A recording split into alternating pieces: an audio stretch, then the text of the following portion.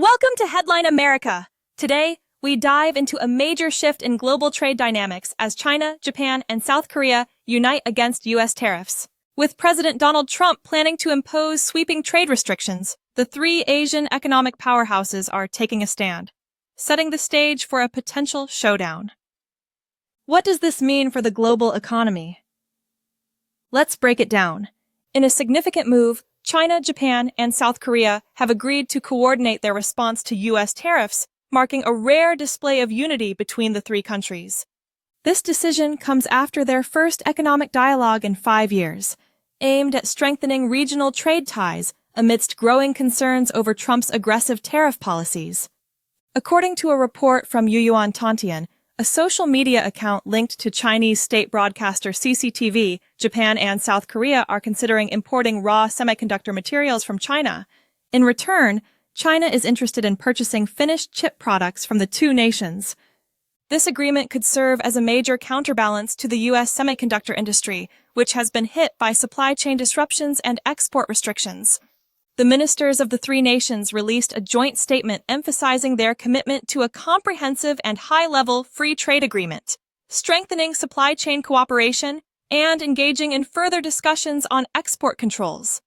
Analysts say this development signals a growing pushback against Washington's trade policies, which have been criticized for disrupting global markets. This strategic alliance comes just days ahead of Trump's much-anticipated announcement on additional tariffs, which he has dubbed Liberation Day.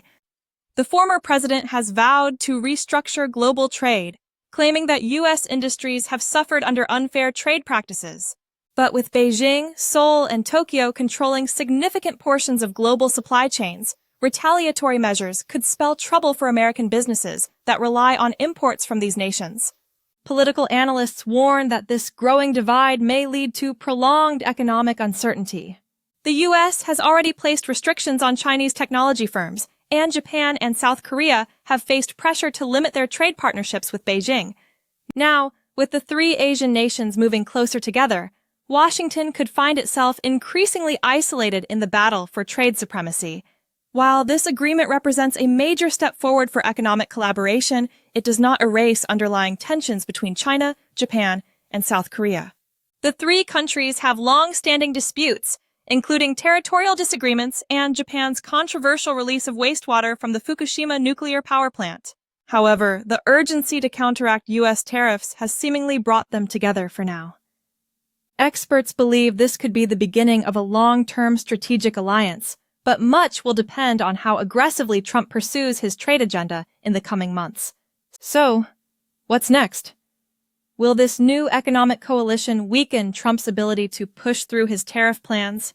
And how will American businesses react if Asia tightens its grip on crucial supply chains? We'll keep you updated as this developing story unfolds. Be sure to subscribe to Headline America for the latest in global politics, economics, and breaking news. Thanks for watching, and we'll see you next time.